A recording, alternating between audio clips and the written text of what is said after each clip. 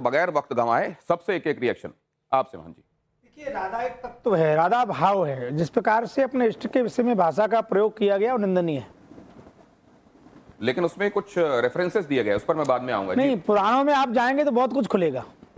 जी देखिए, प्रियंका आजकल जी। इनकी बहुत सारी वीडियोस वायरल हो रही है जिसमें इनकी बातों को कोई तथ्य नहीं है, कुछ भी बोलते जाते हैं और लोग उसको मान रहे हैं। ऐसे औहदे पे बैठ के ऐसी बुरी बातें करना या कुछ ऐसा गलत बोलना मुझे लगता है कि बिल्कुल भी ठीक नहीं है। देखिए, जैसा महाराज जी ने कहा कि राधा एक तत्व है। जब हम भाव में होते हैं तो हमें अपने इष्ट के सिवा कुछ और दिखाई नहीं देता, और वही प्रेमानंद जी की स्थिति है। जहाँ तक प्रदीप मिश्रा जी का सवाल है, विषय ये नहीं कि उनका जन्म कहाँ हुआ, विषय ये है कि पूरे भारत में और पूरे विश्व में राधा को पूजा जाता है, और राधा जी को और कृष्ण जी को अलग करके नहीं देखा जाता। अगर आप उनका जन्म की तिथि देखेंगे तो वो राधा अष्टमी है। राधा अष्टमी अर्थात काली, काली और कृष्ण एक माने गए हैं। तो आप दो तत्वों को अलग करके क्या हासिल करना चाहते हैं? मुझे लगता है कि संतों को इस तरीके के विवाद में नहीं पड़ना चाहिए, और ये विवाद सनातन को आघात पहुंचाते हैं। पूनम श्री जी। बिल्कुल सही बात है इन्होंने जो कहा। मुझे ये लगता है कि राधा यानी भगवती और हमारी माँ भगवती, और उस पर हमारे उनके वर्चस्व पे बात उठी है, तो क्या माँ के वर्चस्व पे बात उठनी चाहिए? सबसे पहली बात तो ये, जो युगों युगों से आज कथा और वक्ता प्रवक्ता हमारे कथा सुना रहे हैं और हमें लीला दिखा देते हैं और अश्रु बहते, तो क्या भगवती उस माँ के ऊपर आज ये प्रश्न उठना कि माँ कहाँ की है? अरे माँ हमारी है, माँ जगत की है, और उस पर ये प्रश्न उठना और इस तरह से गलत विवाद होना, और दो जने बड़े महाज्ञानी इस पर लड़ रहे हैं, तो क्या ये शोभा दे रहा है? नीतीश। राधा को अगर हम संधि विच्छेद करें, रा का मतलब है प्राप्ति और धा का मतलब है मोक्ष। मोक्ष की प्राप्ति के लिए राधा नाम का सिमरन किया जाता है। श्री राधा जो है और कृष्ण जो है, प्रेम की पराकाष्ठा को भी पार करते हैं। भक्ति रस और प्रेम रस का अगर कोई एकमात्र पर्यायवाची है तो राधा कृष्ण का प्रेम है। और भारतीय संस्कृति, हमारी सनातन संस्कृति में धर्म के अंदर जो शक्ति, जो पुरुष और शक्ति को देते हैं, तो शक्ति को हमेशा पुरुष से पहले ही हम आकलन करते हैं। उमा शंकर, राधा कृष्ण, सीताराम, हमेशा शक्ति को पहले जापा जाता है, पूजा जाता है। राधा के बगैर श्री कृष्ण अधूरे हैं। श्री कृष्ण जो है, राधा श्री कृष्ण के बगैर अधूरी हैं। जो त्रिलोक के स्वामी श्री कृष्ण राधा के प्रेम के अधीन हैं।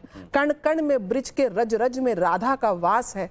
ऐसी माँ राधा के बारे में इस तरीके का शब्दों का चयन करना, मैं समझती हूँ सनातन संस्कृति में हमारे संतों को, हमारे कथावाचकों को, हमारे ऋषि मुनियों के ऊपर ये दायित्व है कि हमारी संस्कृति के संरक्षण और उनके ज्ञान से सही मार्गदर्शन करने का दायित्व है।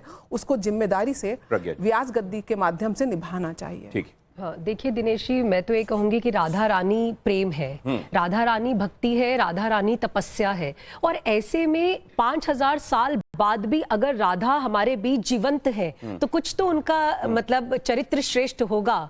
तो हमें ये समझना चाहिए कि राधा रानी का चरित्र श्रेष्ठ क्यों था, ना कि हमें इस तरीके की ये टिप्पणी करनी चाहिए। एक तरफ तो जो भी इन दो लोगों के बीच, संतों के बीच ये विवाद हुआ है, एक तरफ तो आप लोगों को जीवन कैसे सरल बनाया जाए बताते हैं, एक तरफ आप जनमानस को शिक्षा देते हैं, दूसरी तरफ आप अध्यात्म को लेकर, सनातन को लेकर तीखा टिप्पणी कर रहे हैं, which is not giving a right message to the society. अब मैं जरा उस पॉइंट पे आता हूं जिसका दोनों ही बातें कह रहे हैं प्रदीप मिश्रा जी। एक तो ये कह रहे हैं कि मेरी 14 साल पुरानी एक क्लिप है जिसको निकालकर अब दिखाया जा रहा है, और उस क्लिप को एडिटेड दिखाया जा रहा है। साथ में वो ये भी कह रहे हैं कि जो मैंने कहा है उसमें जो रेफरेंस है, मैं अपने आप से नहीं कह रहा हूं, वो किसी जगह पर लिखा हुआ है, इसलिए मैं कह रहा हूं, मतलब शास्त्रोक्त बातें मैं कह रहा हूं। देखिए, उन्होंने वैवस्व पुराण की बात कही है। गर्ग संहिता में लिखा है कि भगवान का विवाह ब्रह्मा जी के सम्मुख श्री राधा जी से हुआ है। फिर भी मैं कहता हूं कि राधा एक तत्व है, राधा भाव है, राधा स्वामी नहीं है। आपको व्यासपीठ पर बैठ करके कुछ भी बोलने से पहले सोच लेना चाहिए। मेडिकल में जो दवाइयां रखी वो दवाएं सबको अनुकूल नहीं होती हैं। ऐसे ही शास्त्र में जो कुछ लिखा है वो सबके लिए ग्राही नहीं है। उसके लिए विवेक चाहिए, तितिक्षा चाहिए, गहनता चाहिए, दिव्यता चाहिए, भाव की पराकाष्ठा चाहिए। कोई भी ग्रंथ को खोलेगा वो भटक जाएगा। इसलिए जो उन्होंने संहिताओं की बात की है, पुराणों में आप जाएंगे तो कल्प भेद है। तो आप जो कह रहे हैं, मैं एक सेकंड आपको रोक रहा हूं, आप जो कह रहे हैं वो ये कह रहे हैं कि लिखा हुआ तो है उस जगह पर, लेकिन उसकी विवेचना सही नहीं हो रही है। हाँ, बिल्कुल। मैं फिर कह रहा हूं कि कल्प भेद है। राधा तत्व है, और अलग अलग कल्पों में अलग अलग प्रकार की लीलाएं राधा ने की हैं। राधा कोई सामान्य जीव नहीं है। नहीं तो फिर इसको कैसे तय किया जाएगा? मैं सामान्य जनों के लिए भी ये पूछना चाहता हूं कि साधु संतों में, ये आप लोगों के अंदर भी जिज्ञासा होगी मुझे लगता है, कि साधु संतों में या किसी विद्वान में या किसी सामान्य जनमानस में जो अपने अपने शास्त्रों को समझना चाहता है, अपने इतिहास को समझना चाहता है, हमारे जो धर्मशास्त्र हैं उनमें क्या लिखा हुआ है ये समझना चाहता है, तो उसको जब वो पढ़ रहा होगा तो क्या क्या बातें अपरिहार्य होंगी, अनिवार्य होंगी, क्या इसका जिक्र भी है? किस विद्वान के पास रहकर पढ़ना पड़ेगा, किन स्थितियों में पढ़ना पड़ेगा, कैसे, क्या इनका जिक्र भी शास्त्रों में लिखा हुआ है? निसंदेह जिस प्रकार से आपको क्या रोग है उसकी औषधि क्या है वो वैद्य बताएगा, ठीक है, ऐसे ही आपको क्या ग्राह्य क्या नहीं वो सदगुरु बताएगा। क्या इसमें गुंजाइश बनती है? मैं आप लोगों के पास आऊंगा। आप जो बात कह रहे हैं कि भाई जो मेडिकल स्टोर में दवाइयां हैं, बगैर डॉक्टर के सही प्रिस्क्रिप्शन के किसी को भी कुछ भी दे दिया जाएगा ओवर द काउंटर ड्रग जैसे, तो उसको नुकसान कर देगा। उसमें भी अलग अलग तरीके की दवाइयों में लिखा रहता है शेड्यूल एच दवाई है, ये है, लेकिन क्या दवा के हिसाब से शास्त्रों में लिखी हुई बातों को भी कंपेयर किया जा सकता है, या असल में इसमें एक बड़ा अंतर है? और इस बात को भी समझना होगा। ऑडियंस क्या सोचती है? आप लोगों में से जो भी अपनी बात कहना चाहते हैं हाथ ऊपर कीजिएगा, मैं आपके पास आऊंगा। बहुत जल्दी से बताइए फिर इस बात को, जरा कुछ और सवाल मेरे जहन में भी है। देखिए, ये भाजपा सरकार जो है वो सनातन धर्म को बदनाम कर रही है और कहीं ना कहीं इसमें पॉलिटिक्स कहां से आ गई? इसमें आई है क्योंकि इन्होंने राम को बेच दिया, राधा को भी इन्होंने नहीं छोड़ा। आज देखिए, अरे प्रदीप मिश्रा जी, एक सेकंड, अगर आप इसमें पॉलिटिक्स लाना भी चाहते हैं तो मैं ये बता दूं, प्रदीप मिश्रा जी हर तरह के पॉलिटिशियन के बुलाने पर कथा में जाते हैं। कमलनाथ ने भी उनको बुलाया था, आपको याद होगा, छिंदवाड़ा में, वो कांग्रेस के हैं। तो यहाँ इस पॉलिटिक्स मत लाइए। मैं ये जानना चाहता हूं कि भारतवर्ष के रहने के नाते, यहाँ के नागरिक होने के नाते और सनातन धर्म को जानने के नाते आपके दिमाग में ये बातें क्या कहती हैं? देखिए, ये सनातन की रोटी खाते हैं, ये भागवत करते हैं, इनको करोड़ों रुपए मिलता है, लेकिन आज जनता देख रही है। मैं भी ब्राह्मण हूँ, मैं भी देख रहा हूँ हिंदुओं के साथ क्या हो रहा है। आज हिंदू ही हिंदू से लड़ रहा है। आज सनातन धर्म कौन करा रहा है? ये कौन चाहता है ऐसा कराना? यही सब भाजपा करा रही है। भैया ये क्या, सुनिए एक सेकंड, ये क्या पहले नहीं होता था? पहले तो बहुत मारकाट होती थी, बहुत जातिवाद होता था। अब तो कम से कम राम में तो दुनिया है, मगर यहाँ पे गद्दारी। यहाँ पॉलिटिक्स का जो प्रवेश है वो आप लोग कैसा समझते हैं ये भी बताइएगा। आप देखो पहले, मेरे को तो हैरानी हो रही है कि यहाँ आध्यात्म पे चर्चा चल रही है, एक विवाद खड़ा हुआ उसके ऊपर बात हो रही है और ये भाजपा किए जा रहे हैं महाशय। पहली तो ये बात बिल्कुल गलत है मेरे हिसाब से। दूसरी बात, अभी एक इन्होंने महानुभावों में एक ने कहा कि ना ये रिसर्च उनको इतनी करने की क्या जरूरत है। तो मैं कहता हूं कि कोई जो धर्मगुरु जो प्रीच करते हैं, प्रवचन देते हैं, अगर आपको रिसर्च करनी है तो आप ये करिए कि किस प्रकार से जो धर्मांध जिहादी हमारे देश में छाते जा रहे हैं, हिंदुत्व को नुकसान पहुंचा रहे हैं, उनका कैसे सफाया किया जाए, उनको कैसे दूर किया जाए और फिर उनकी घर वापसी कैसे की जाए। जो हम सबके आराध्य हैं उनका नाम हमें बहुत आदर से लेना चाहिए और इस तरह हमारे ईष्ट का मानवीकरण करके एक आम जनता को भ्रमित करने का काम जो है बहुत ही गलत है। आस्था के साथ ये खिलवाड़ है। हालांकि एक चीज और आप देखिए, शिशुपाल ने भगवान को जब गालियां दी तो 99 तक क्षमा किया उन्होंने। भगवान को वो गाली दे रहे थे शिशुपाल, 99 तक क्षमा किया, 100 में उन्होंने कहा कि अब ये हद से ज्यादा हो गया। दूसरे, अगर सूर्य की तरफ मुंह करके कोई थूकता है तो वो थूक उसके मुंह पर आकर गिरता है, सूर्य का उसमें कुछ नहीं बिगड़ता है। ऐसे में क्या इसको लेकर जो गुस्सा दिखाई दे रहा है, इसको लेकर जो आवेग दिखाई दे रहा है, वो होना चाहिए क्या? जब ये स्थापित है कि राधिका जी क्या है, जब ये स्थापित है कि उनकी महत्ता क्या है, जब सारे लोग ये जानते हैं कि हिंदुस्तान के लिए भगवान श्री कृष्ण और राधिका जी क्या है और उनके दिलों में क्या है, क्या किसी के कह देने से महात्म में कहीं कुछ ऐसा फर्क पड़ता है जिसको लेकर गुस्सा और आवेग इतना देखा जाना चाहिए? ये भी आप लोगों से मैं जानूंगा, लेकिन आप लोग क्या कह रहे हैं जी? They should not insult our religion at all. Who is doing it, ma'am? This guy who spoke. वो लेकिन भागवत कथा का खुद प्रवचन करते हैं और कहते हैं कि मैं तो जानता हूं शास्त्रों में क्या लिखा हुआ है, मैं कुछ भी ऐसे ही नहीं कहूंगा। But I think he's insulting our Hinduism. जी सर, पहली बात तो ये है कि राधा के नाम से कुछ कहना ही नहीं चाहिए। ये हमारे भगवान है, जो भी कह रहा है गलत कह रहा है, बहुत गलत। राधा रानी हमारी पूजनीय है, उनके ऊपर किसी को इस तरह की टिप्पणी नहीं करनी चाहिए। राधा रानी हमारी पूजनीय है, उनके ऊपर कोई टिप्पणी नहीं होनी चाहिए। हमारा भी यही मानना है, ये हमारी सनातनी धर्म को बदनाम करने वाली बात है। हम सनातनी धर्म को अपनाने की जगह सनातन को बदनाम करने वाली बात कही जा रही है। अब मैं एक बात और समझना चाहता हूं, अब आपके पास आऊंगा।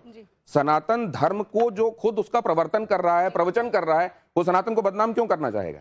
देखिए, मुझे नहीं लगता कि बदनाम कर रहे हैं। यहाँ पे कहते हैं गुरु बिना ज्ञान नहीं होता। और प्रदीप मिश्रा जी का अगर आप लोगों ने वीडियो सुना हो, मैं बहुत सोशली एक्टिव रहती हूँ, मैं प्रेमानंद जी से पर्सनली भी मिली हूँ जाकर, मैंने उनके दर्शन किए हैं। प्रदीप मिश्रा जी एक वीडियो में कहते हैं कि अगर आपके बच्चे ने पूरे साल पढ़ाई नहीं की तो कोई बात नहीं, जाके शिवजी पे एक बेलपत्र चढ़ा दीजिए, आपका बच्चा पास हो जाएगा। आधी से ज्यादा जो रेमेडीज वो देते हैं शिव पुराण की, मुझे लगता है वहां पे एग्जिस्ट भी नहीं करती। अगर आप इस ओहदे पे बैठे हैं जहां पर आपकी बहुत बड़ी फैन फॉलोइंग है, आपको इस गद्दी पे बैठ के ऐसा कुछ नहीं बोलना चाहिए जिससे हमारे यूथ को एक गलत मैसेज पहुंचे।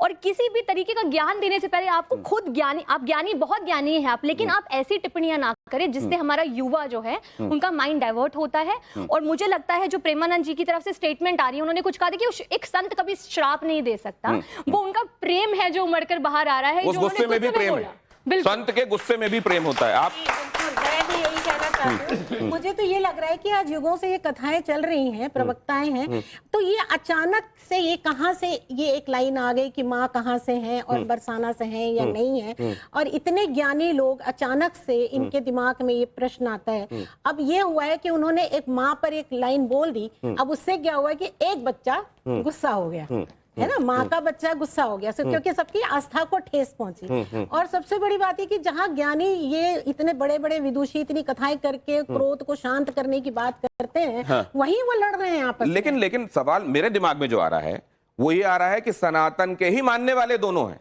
पंडित प्रदीप भी भागवत के लिए इतने जाने जाते हैं कि तमाम जगहों पर इस बात की होड़ होती है कि अगर उनको बुलाया जा सके और वो कथा कर सके हमारे यहाँ पर। देखिए, एक चीज मैं बोलूं आपसे, एक होता है ग्रंथ भागवत और सभी हमारे पुराणों को पढ़ना, एक होता है जानना, एक होता है अनुभवों से उसको समझना।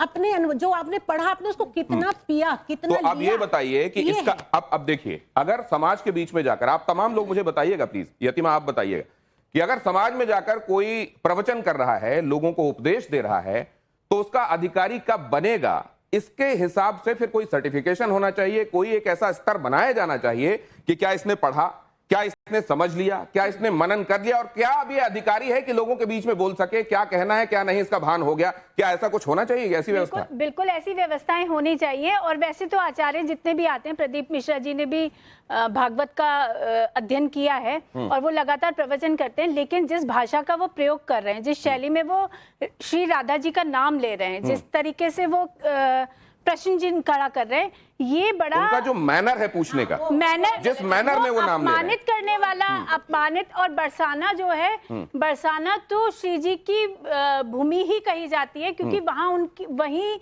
से उनकी आत्मा बसती है। तो ये पैरामीटर तो तय समाज में होने ही चाहिए, क्योंकि कथा व्यास जब व्यास गद्दी पर जिस बात को वो कह रहे हैं, आपने जो कहा, देखिए मैनर तो बिल्कुल अजीब लग रहा है उस समय, जिस तरीके से वो पूछ रहे हैं, कहाँ की थी, यहाँ बताओ, तो किसी ने कहा नहीं, फिर किसी ने उधर से बरसाना जवाब दिया, बरसाना जी, पक्का, अपमानजनक पक्के में वो ये भी कह रहे हैं, और फिर बाद में वो, तो ये जो तरीका, ये मैनर निश्चित रूप से, मतलब एक सामान्य आदमी को भी दिखाई दे रहा है कि ये मैनर क्या है जिसमें आप पूछ रहे हैं। लेकिन क्या, क्योंकि आपसे जब मैंने पूछा तो महन जी आपने बताया कि हाँ एक जगह ये लिखा हुआ है, क्या वहां पर यही लिखा हुआ है कि बरसाने में क्या वर्ष में एक बार जब कचहरी लगती थी तब जाती थी राधिका जी? देखिए बरसाने के पास रावल गांव है, वहाँ श्री जी की प्रागट भूमि आज भी है। जिस प्रकार से भगवान का प्रागट मथुरा जेल में हुआ और गोकुल से भगवान वृंदावन लेके आ गए, ऐसे ही ब्रह्महन जी रावल गांव से बरसाने आ गए।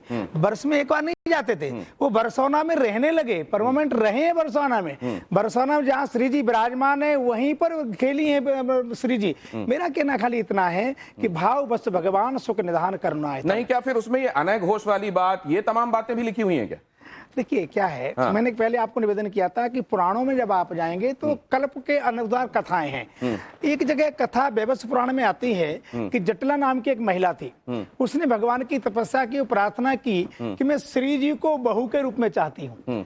तो भगवान ने वरदान दे दिया। श्री जी ने कहा मैं आपको छोड़ के जाने वाली नहीं हूँ, कहा आपको जाना नहीं है। छाया के रूप में भगवान का राधा जी का विवाह, जैसे जानकी कभी लंका गई नहीं, मैं कह रहा हूँ प्रमाण के साथ, जानकी जी कभी लंका नहीं गई, बिंदुवती छाया गई, बिंदुवती के रूप में, हाँ छाया बिंदुवती के रूप में गई। उसी प्रकार से राधा जी का वैवस्व पुराण में जो विवाह दिखाया गया है अभिमन्यु के साथ, वो जटला का पुत्र है, तो केवल छाया है, लीला मात्र दिखाया गया है, लेकिन एक श्री जी का नहीं है। आपने एक बहुत बड़ी बात कही है, आपने कहा कि कहाँ क्या उदाहरण, उसको देशकाल परिस्थितियों के हिसाब से आपको, लेकिन एक बात मैं समझना चाहता हूं, जैसे गोस्वामी तुलसीदास जी ने, आपने देखा होगा कि उन्होंने जब श्री रामचरितमानस लिखी, उसमें कुछ एक ऐसे प्रसंग जिनका उल्लेख वाल्मीकि में है, लेकिन उसमें उन्होंने उन बातों को मुझे लगता है कि डेलिबरेटली छोड़ा होगा।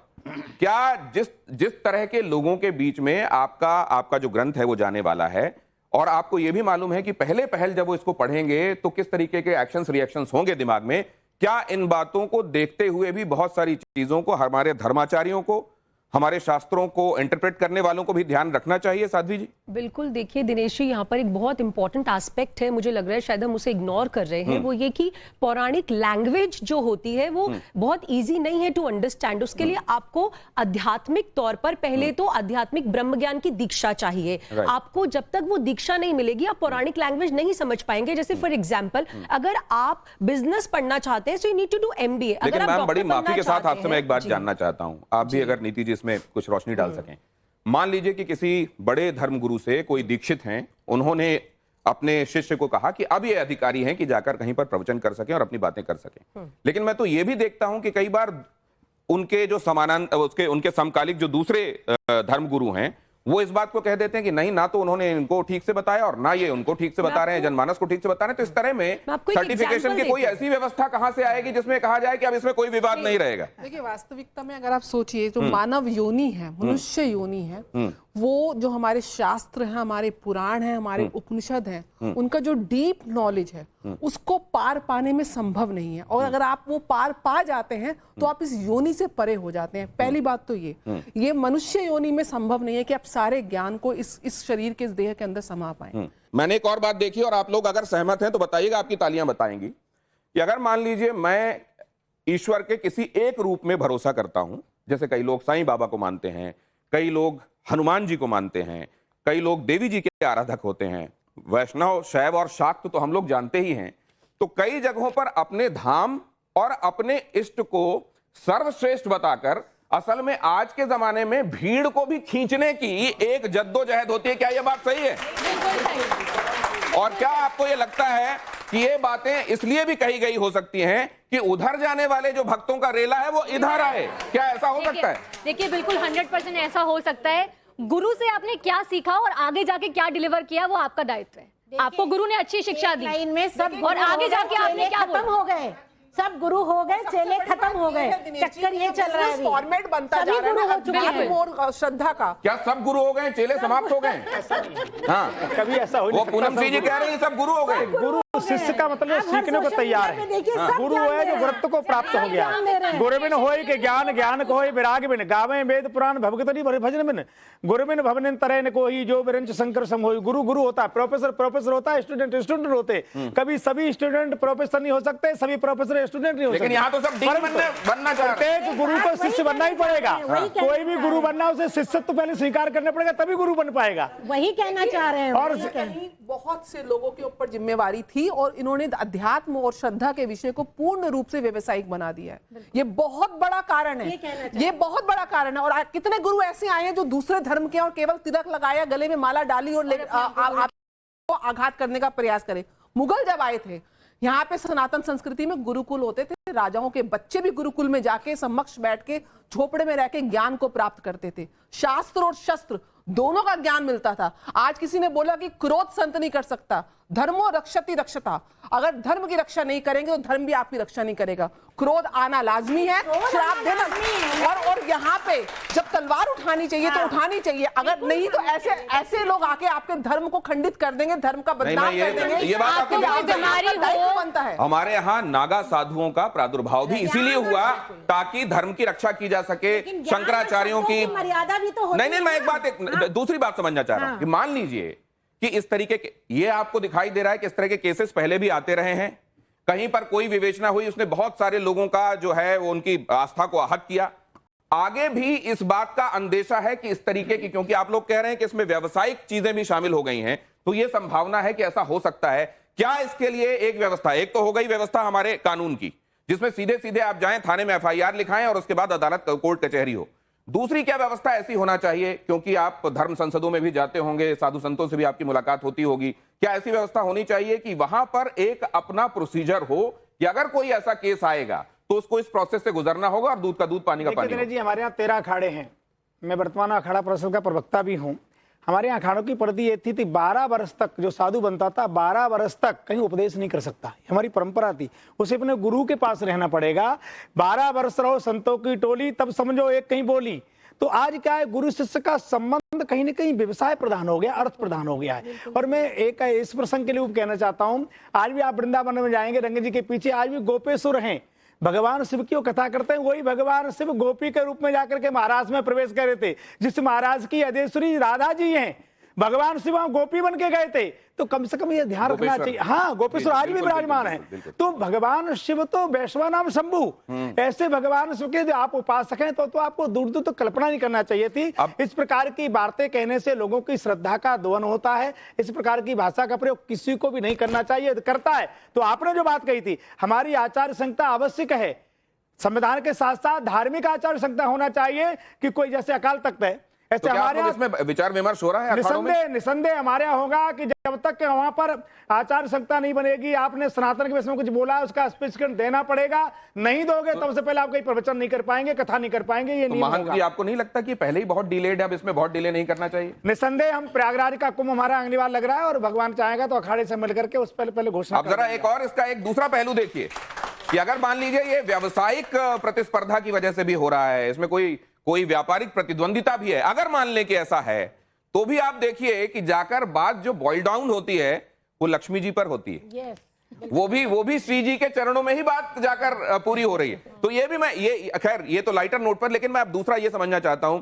आप लोग, एक तो हमने देखा कि वहां ब्रिजभूमि से एक बड़ा आक्रोश हमको दिखाई दिया कि ये जो बात कही गई ये सरासर अपमान है, हम बर्दाश्त नहीं करेंगे, ये तक कहा गया। हालांकि इसमें कई लोग ये कह रहे हैं कि ऊपर वाला जब देख रहा है सब कुछ और अपने हिसाब से वो सही गलत का विधान भी करता है, तो फिर ये कहने का कि श्राप वाली स्थिति क्यों आ रही है, कई लोग ये भी कह रहे हैं। लेकिन मैं एक और पहलू जानना चाहता हूं, आप लोग जो सामान्य जनमानस हैं, जब ये देखते हैं टेलीविजन पर कि इधर भी सनातन के ही कोई एक बैठे हुए हैं और इधर भी कोई सनातन का ही बैठा हुआ है और एक दूसरे के खिलाफ बातें हो रही हैं, तो आप लोगों को कैसा लगता है? जरा ये भी मैं समझूंगा। लड़ाई नहीं है ये, तो सम्मान, ये लड़ाई नहीं है कह रहे हैं, ये लड़ाई नहीं है, लेकिन आप लोगों को क्या लगता है? परसेप्शन रियलिटी से बड़ा होता है। मुझे लगता है ये सब बेकार की बातें। वैसे हमारे सनातन में कितनी दिक्कतें आ रही हैं, अब आपस में ही लड़ेंगे, आपस में ही मतलब कन्फ्यूजन करेंगे तो कैसे काम चलेगा? आप खुद ही सब समझदार लोग हैं। ये एक बड़ी बात कही जा रही है कि सनातन के मानने वाले दिनेश जी, हमारे यहाँ आज भी वार्ता का संबंध है, कुतर्क नहीं तर्क कर सकते हैं। जिहादियों से हिंदुत्व को बचाना, उसकी जो प्राथमिकता होनी चाहिए कि आपस में ही लड़ते रहोगे।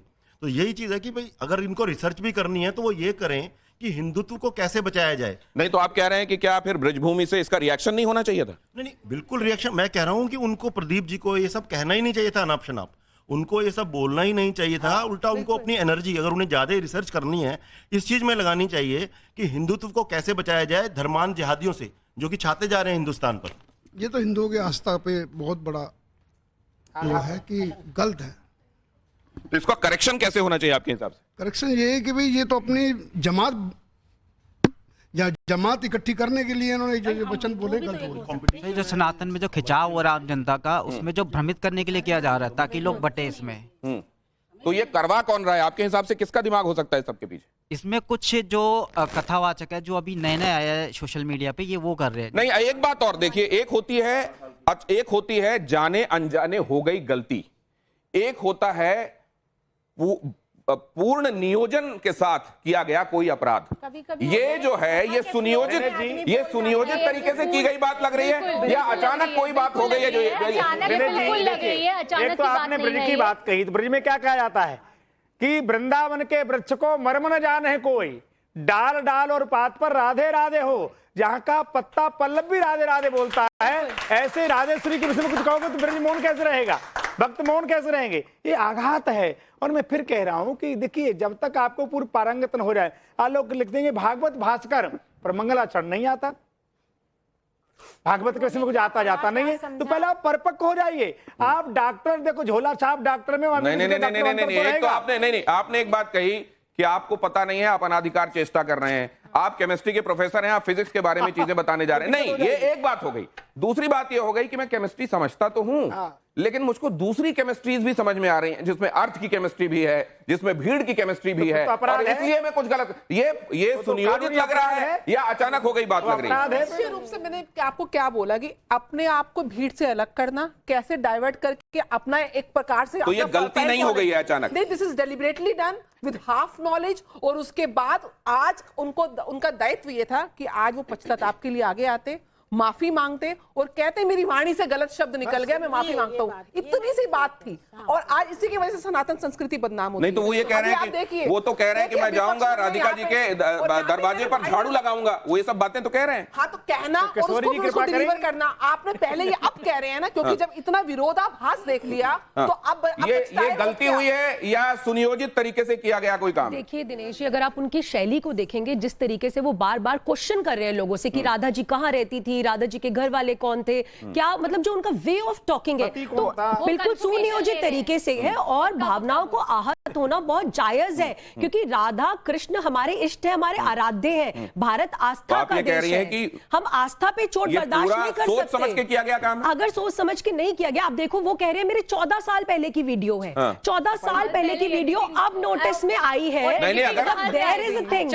अरे आपने 14 साल पहले बात कही हो या 140 साल पहले बात कही हो, सही या गलत का सवाल है ना? सही और गलत का सवाल है, तो गलत किया है उन्होंने सुनियोजित तरीके से। बिल्कुल we have a onus on our shoulders, जो भी कथा करते हैं हम धर्मगुरु हैं, हमारे कंधों पे एक रिस्पॉन्सिबिलिटी है। मैं इसलिए ये जानना चाहता हूं, बाद होता है मैं यहाँ विद्वानों के साथ और यहाँ जो जनमानस है, इसलिए ये बात जानना चाहता हूं कि एक हो गया कि किसी से अगर गलती होती है ना, लोग उनका सेंस काम करता है और कहते हैं यार इससे हो गया, चलो जाने दो।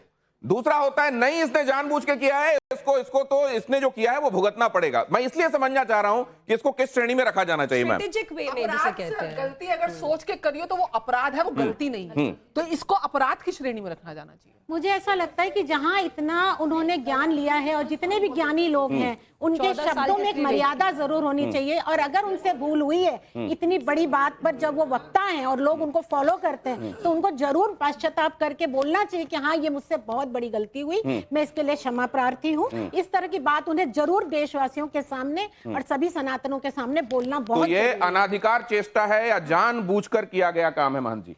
मैंने कहा नहीं, देखिए यदि उनसे अनायास हुआ है और उन्हें पश्चाताप, अनायास हुआ है नहीं, यदि अनायास, मैं जो कह रहा हूँ, मैं उनका प्रवक्ता नहीं हूँ। यदि नहीं, अगर आप यदि लगाएंगे तो बातें गोल हो जाएंगी। मैं उनका प्रवक्ता नहीं हूँ। नहीं, मैं उनका प्रवक्ता, मैं आपने जो देखा उसमें आपको क्या लगा? निसंदेह उनका जो शैली है उचित नहीं है, वो शैली ग्राही नहीं है, और इसका तो विरोध ब्रज में क्या पूरे देश में विरोध होगा, क्योंकि प्रदीप मिश्रा जी को लाखों लोग सुनते हैं, और जितने ज्यादा लोग सुनते हैं उतनी ज्यादा आपकी जिम्मेदारी है कि आप क्या बोल रहे हैं, आपके बोलने का प्रभाव क्या पड़ेगा, आप जवाब दे रखते हैं। आपके कारण लोगों की श्रद्धा जुड़ना चाहिए, श्रद्धा टूटना नहीं चाहिए, श्रद्धा का दोहन नहीं होना चाहिए। इसलिए मुझे लगता है सनातन को उन्होंने के वाणी से कहीं न कहीं क्षति पहुंची है। वो क्षति पूर्ति का एक ही बात है, श्री जी के चरणों में जाएं, और श्री जी कृपालु है, दयालु है, वो जरूर कृपा करेगी, पर जाना वहीं पड़ेगा।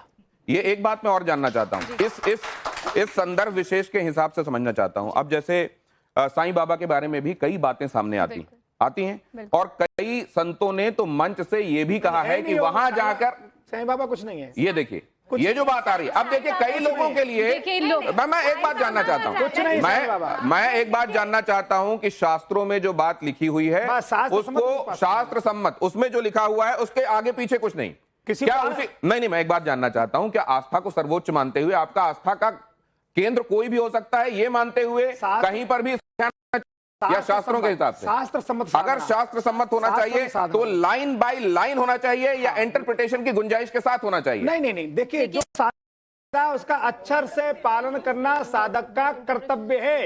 यदि नहीं ए माने एप्पल ही होगा, ए माने गधा कर दोगे तो गड़बड़ हो जाएगा।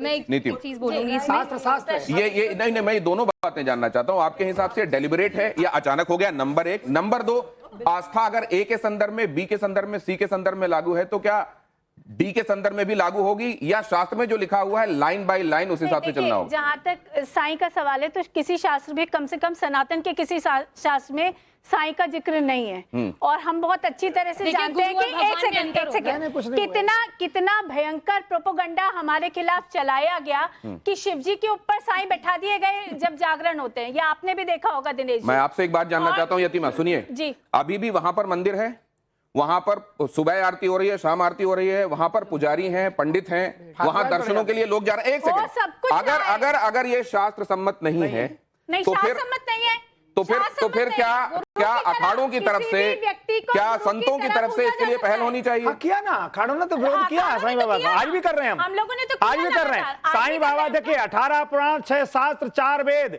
150 उपनिषद, किसी में साईं बाबा का कहीं 2 अक्षर भी लिखा बता दो, हम मान लेंगे। तो क्या नहीं बताओ। ये एक बात और जानना चाहता हूँ कि देखिए मुसलमान था, ये समझने की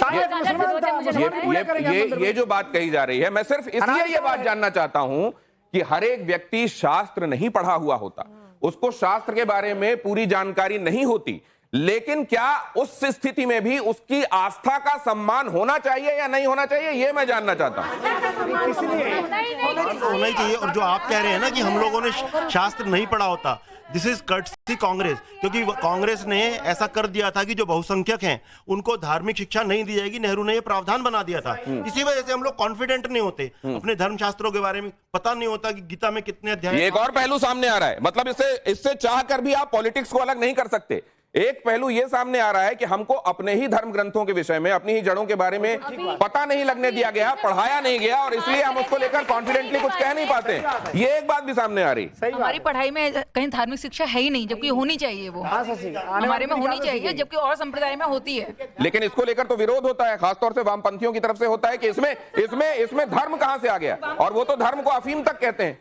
हमारा मानना है कि हमारे यहाँ भी हिंदुओं में पढ़ाई इस तरह की भी करनी चाहिए कि बच्चों को भी ज्ञान आना चाहिए कि हमारे धर्म क्या होगा। इस्लाम के लिए तो बोले वो अफीम, वो इस्लाम के लिए अफीम बोल सकते हैं, सिर्फ हिंदू धर्म के लिए अफीम बोलेंगे वो लोग। जहाँ फिर स्कूल के बाद गीता की शिक्षा दी जा रही है। ये मिश्रा जी का जो वीडियो है 14 साल पुराना है, यानी कि सन 2010 का वीडियो है। तो आप देखिए सन 2012 से पहले हिंदू धर्म, सनातन धर्म के खिलाफ कितनी साजिशें होती थी।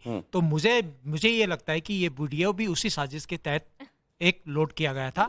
ये इसमें एक और बात सामने आ गई, ये लीजिए।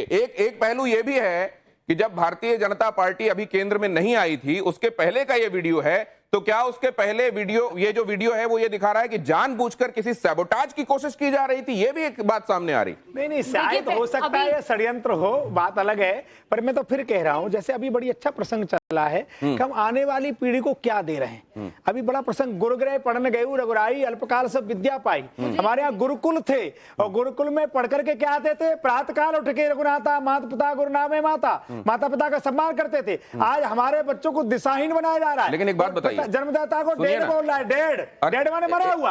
मान जी एक बात बताइए, क्या सिखा रहे हैं? मान जी एक बात बताइए कि वो एक सेकंड टंडन जी, एक सेकंड, क्या उन लोगों को, अब मान लीजिए पढ़ाई की इसकी व्यवस्था भी की जाती है, जिन्होंने शास्त्र को आद्योपांत पढ़ा, उसके बाद उनको संतों के चरणों में रहकर 12 साल उसको तपस्या करनी चाहिए, तब वो बोलने का अधिकारी बनेगा।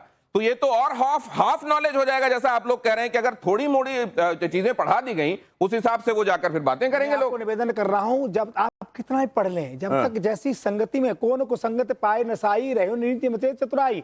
आप पत्रकार बनना चाहते हैं तो पहले पत्रकारों के साथ बैठना पड़ेगा, उनके साथ वार्ता करना पड़ेगी। पढ़ाई अपनी जगह, अनुभव अपनी जगह। पढ़ाई करो फिर अनुभव करो। जब नहीं, मैं ये जानना चाहता हूं कि अगर जैसा आपने कहा कि लोगों को पढ़ाया जाना चाहिए, इस विषय में हमारे पाठ्यक्रम का हिस्सा होना चाहिए, अगर वो हो गया तो हाँ। हम स्कूल में पढ़ते हैं, हमारी प्राइमरी एजुकेशन होती है, हम सारे सब्जेक्ट एक सारे पढ़ते हैं। जैसे जैसे हम आगे जाते हैं, मास्टर्स करते हैं, पीएचडी करते हैं, हम सिर्फ एक टॉपिक पे आ जाते हैं। यानी कि मास्टरी अगर आपकी कर जाए तो आप उसको डिलीवर करो पब्लिक प्लेटफॉर्म पे। Till that basic knowledge should be mandatory for all. जैसे उन्होंने, मेरे भाई ने बताया कि सनातन संस्कृति को, धर्म का अर्थ क्या है? धार्यति च धर्म। आपकी जीवन शैली को ये धर्म हमारा सनातन सिखाता है। आपको मैंडेटरी हो जाना चाहिए, चाहे प्राइवेट स्कूल हो चाहे गवर्नमेंट स्कूल हो, कि आपको अपने धर्म की बेसिक नॉलेज, जिससे हमको वंचित रखा गया। आज हम बर्थडे पे सब केक काटते हैं, मोमबत्तियां बुझाते हैं, लेकिन हमारी संस्कृति में दिए जलाए जाते हैं। तो यहाँ पे हम किस तरीके से अपनी संस्कृति का खुद ही खनन करते जा रहे हैं। वेस्टर्न जो है वो हमारी संस्कृति को अपना रहे हैं। इस्कॉन के मंदिर में महिलाएं साड़ी पहन रही हैं, और ये अभी तक की चर्चा का सार है कि हमने अपनी जड़ों को भुलाने का काम खुद किया है।